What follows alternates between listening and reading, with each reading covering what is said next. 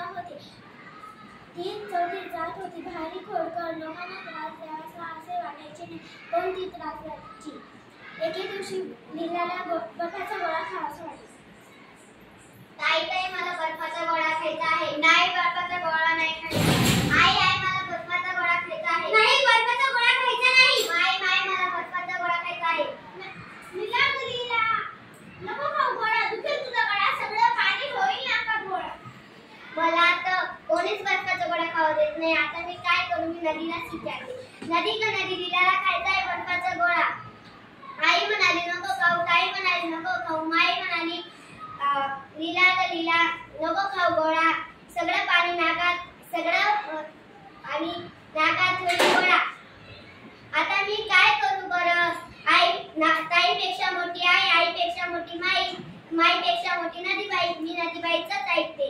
खाऊ का बर्फाचा गोळा? पटकन जा आणि पडत जा आणि बर्फाचा गोळा. एके दिवशी लीलाला शाळा बुडवशी वाटली.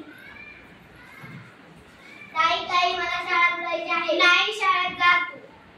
आई आई मला शाळा बुडवायची आहे. नाही, शाळा बुडवायची नाही. माई माई मला शाळा बुडवायची आहे.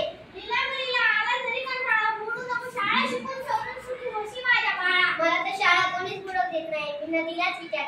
नदी का नदी, लीलाला आलाय कंटाळा, बुडवायची वाटते शाळा. आई म्हणाली नको बुडव, ताई म्हणाली नको बुडव, माई म्हणाली नको, माई म्हणाली लीला ग लीला नको बुडव शाळा, आला तरी कंटाळा, शिकून सवरून सुखी होशील माझ्या बाळा. आई ताईपेक्षा मोठी आई, आईपेक्षा मोठी माई, माईपेक्षा मोठी नदीबाई, मी नदीबाईचंच ऐकते. बुडव का शाळा? हो बुडव. लीला दिवसभर नदी काठी खेळत बसली. तिची बोलणारी नदी घरात माहिती पडली होती. कोणी काही बोलत नव्हतं.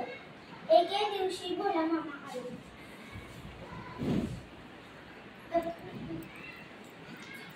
आई आई मी शाळेत चालले. हो जा, मला टाइम होता.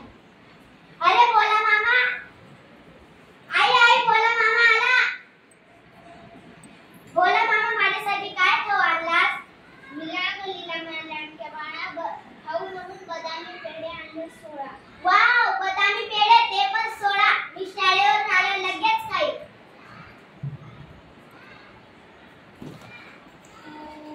आई आई माझे पेढे कुठे ठेवले? ते कड्यावरती ठेवलेले आहे.